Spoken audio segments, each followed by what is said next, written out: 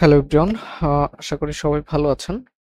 এই ভিডিওর মাধ্যমে আমি আপনাদের দেখিয়ে দেব যে আপনি আমাদের কিভাবে কুইজ এক্সামগুলো দিবেন। ঠিক আছে? কুইজ কুইজ এক্সামের লিঙ্কগুলো আপনি আমাদের ডিসকর্ড সার্ভার, ফেসবুক গ্রুপ এবং গুগল ক্লাসরুম থেকে সংগ্রহ করতে পারবেন। আমি শুধুমাত্র ডিসকর্ড সার্ভার থেকে দেখিয়ে দিচ্ছি, বাকি লিঙ্কগুলো আপনি যে কোনো জায়গা থেকে কালেক্ট করতে পারবেন। এটার জন্য আপনি প্রথমে ডিসকর্ডটাকে ওপেন করবেন। অবশ্যই আপনার ডিসকর্ডটা যেন এটা লগ ইন থাকে।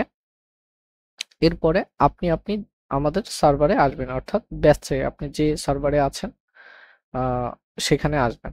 এখানে আসার পরে দেখবেন অ্যানাউন্সমেন্টের ভিতরে এইখানে দেখবেন যে একটা কুইজ এক্সাম লিঙ্ক বলে একটা লিঙ্ক আছে। এখানে আপনি ক্লিক করবেন।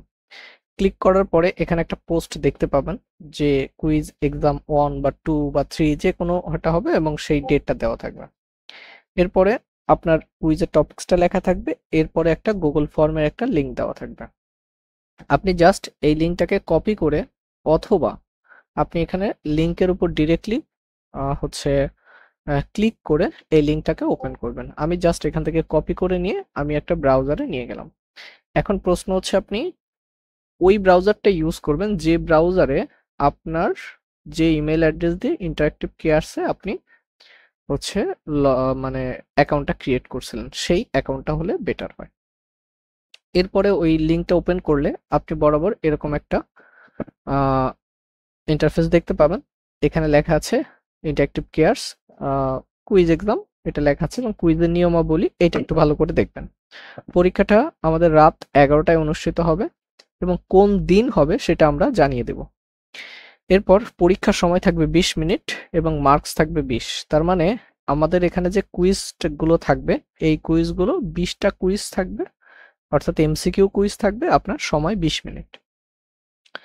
লিঙ্ক পাবলিশ করার সময় থেকে আপনি 20 থেকে নিজে 20 মিনিট গণনা করবেন, অর্থাৎ যখন আমরা লিঙ্কটা পাবলিশ করব কুইজের লিঙ্কটা তখন থেকে আপনার এক্সাম দেওয়ার টাইম থাকবে 20 মিনিট। পরীক্ষাটি গুগল ফর্মের মাধ্যমে নেওয়া হবে।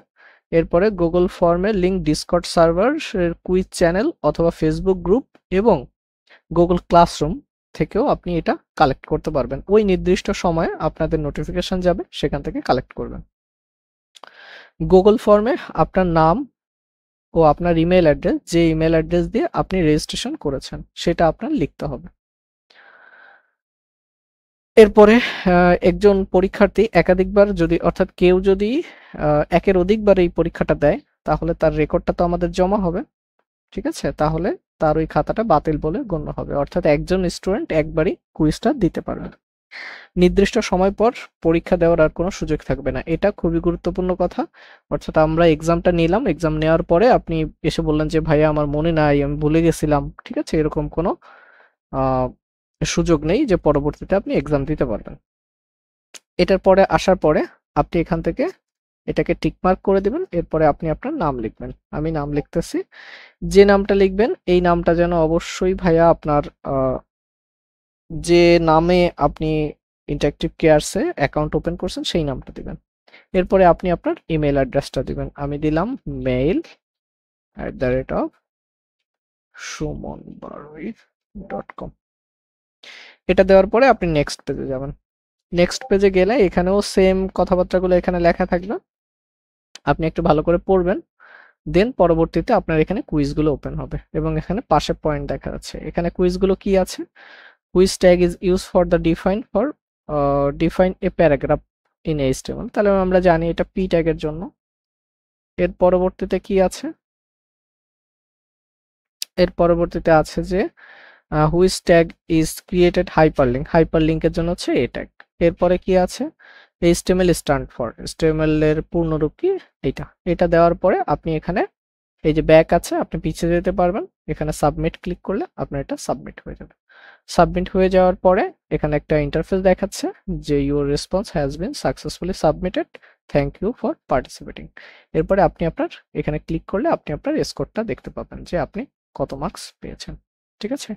এই ছিল, এবং যদি কোনোটা ভুল হয় সেই ভুলটাও আপনি এখানে দেখতে পাবেন। এই ছিল কুইজ দেওয়ার প্রসেসটা।